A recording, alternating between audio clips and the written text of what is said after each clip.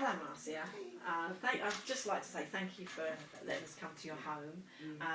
I know that, as I say, we met up with Wayne through the prison before, and so what I really want to do is come here and talk to you about what happened with your life before you ended up in prison, because yourself ended there too, and this is actually where you met Wayne teaching. But before that, I'd love to start at the beginning, and if you could tell me just a little bit about yourself.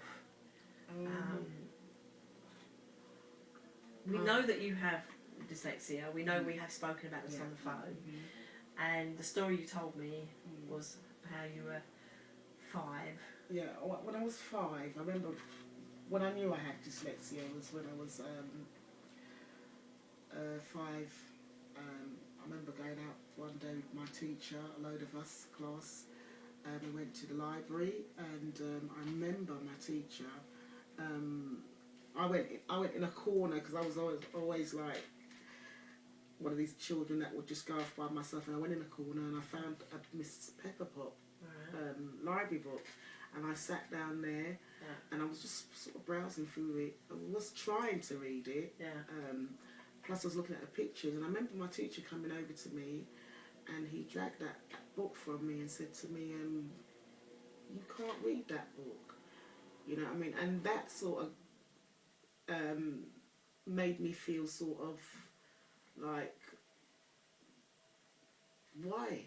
You know what I mean? That sort of, I think that set the stage for me, knowing that there was something.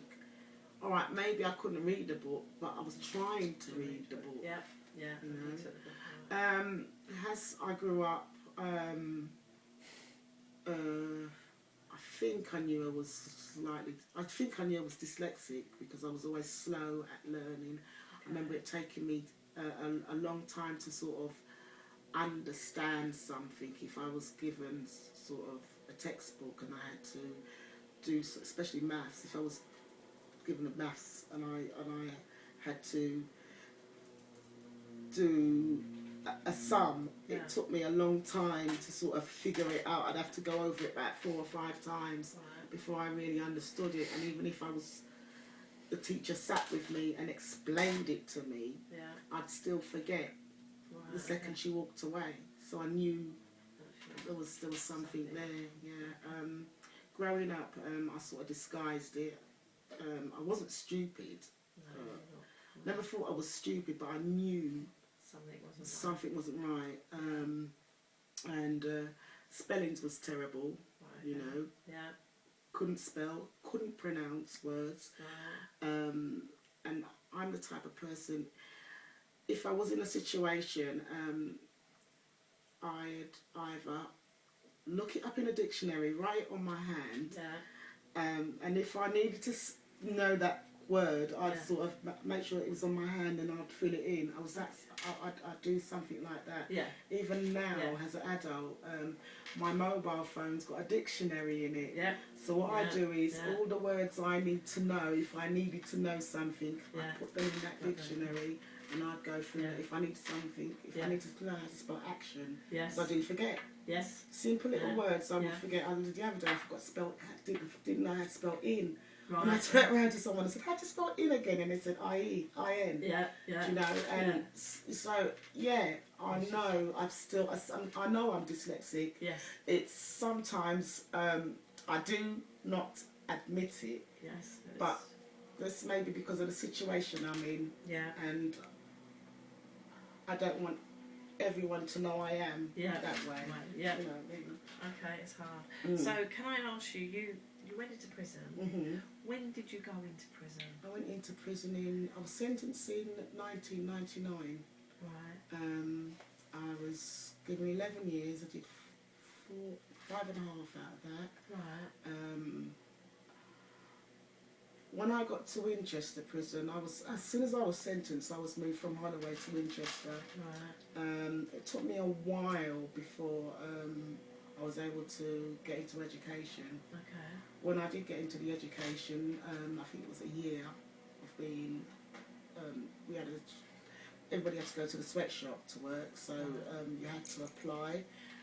and you'd only get that through your personal officer if you thought you was good enough to get into education, because there was a waiting list. And when I did get into education, my first day was a disaster, because I remember my teacher, my computer teacher, calling me a dunce in front of everyone, and that really, I mean, I burst into tears, and I often had problems with her, even though I am like a whiz kid at the computer now, because it's something I've wanted to learn. Exactly. I'm teaching those. I teach my boyfriend how to use a computer, because I know my partner has only just learnt to use a computer. So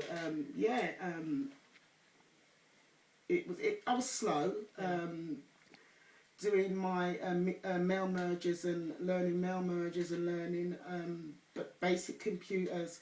I was really slow at it, but I feel I've achieved it, and I'm good at it now. You know, and I've taught myself. Because with dyslexia, people don't know, if you want to learn something, right? This is how I learned with my dyslexia. It's a lazy memory part of your brain. But if you want to learn something, right, that dyslexia side of you will make you learn it. And that's the creative side of you. If you don't want to learn something, it's not going to let you learn. That's what I noticed with my dyslexia anyway. For instance, if I don't like cookery. I don't like cooking. And I would never go to cookery classes. And none of the skills in cookery. And because I didn't want to learn it, that dyslexia side said, no, you're not going to learn it. So you was in prison for 5.5 years. You then wanted to go, or you were referred to the IAG course. That was when I came out. Right, okay, so now you was outside of prison, and you were living here. Is this where you're here? Okay. And what the course was, where did you have to go for the course? Norwich. Oh, okay. Alright, okay. And there was a tutor and assistant? Assistant. When I filled out my application form, I did not tick the box that said dyslexia, because I'm not being funny. I don't think I'm that bad. I didn't think I was that bad, but obviously I was. And so who picked you up then? What happened? There's a gentleman. The assistant? The assistant who was there, and he picked up very quickly. And this was Wayne. We're talking about Wayne now, aren't we?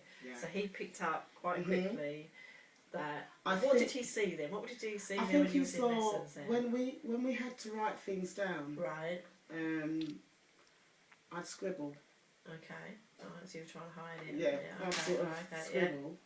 And I didn't write it properly or spell it properly. If I stood up to read something, we had little games, we played little sort of word games and stuff like that. I didn't often I couldn't pronounce the word, so I sort of pronounce it or tell it a different way. So how did you feel about that? The fact that you had to get up and play these games, did that make you feel frustrated? Because there was things it's made me feel scared, because I'm standing up in front of people, and I don't know the word properly, but I understand it, but I don't know how to say it. Or one stage I said to another one of the classmates, what does that mean? You know what I mean? And then he told me, so when it got to my time to come around my say what, So you say that Wayne started to sort of look at and realise. What he'd do is stand over, he'd walk past and then I was told, and I was so embarrassed. But he made me feel, he put it in a way that don't worry about it. It's you're not stupid. You know what I mean? because I thought, oh, he thinks I'm a dancer now, you know what I mean? Yes, yeah, that thing that came back when you were younger. That's so it. like You're that, getting, and he wasn't judgmental at all. No.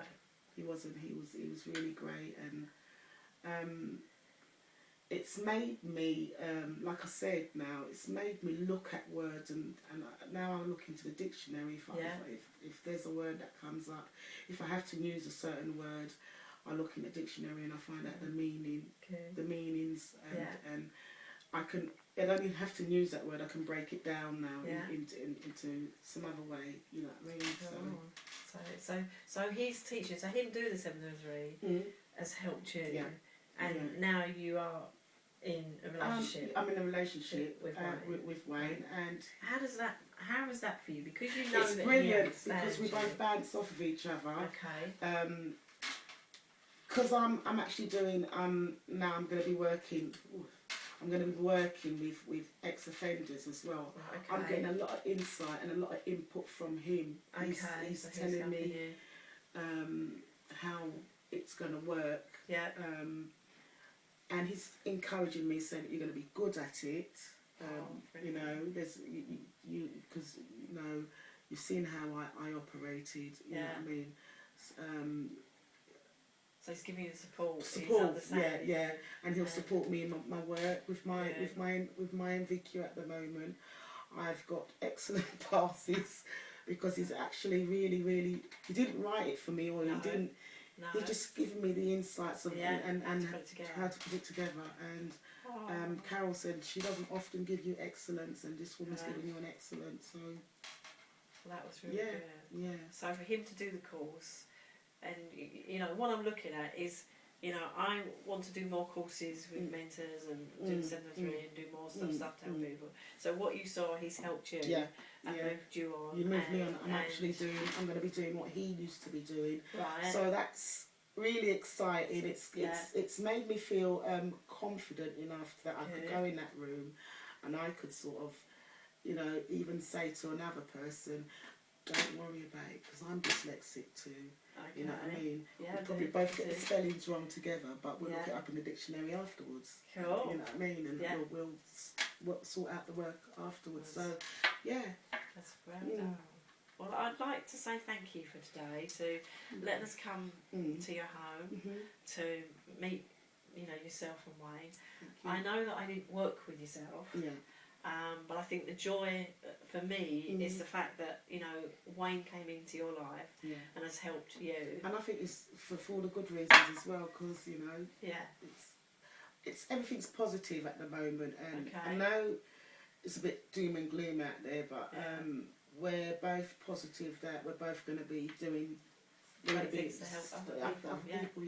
This is my aim at the moment. Oh, well, I'd like to thank you. Thank you so much for your listening. I really appreciate it.